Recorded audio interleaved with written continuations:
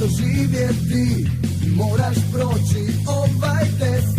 Dolazi dan kad ćeš ostvariti svoj cilj.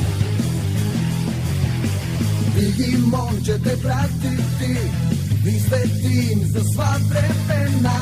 Dolazi dan kad ćeš ostvariti svoj san.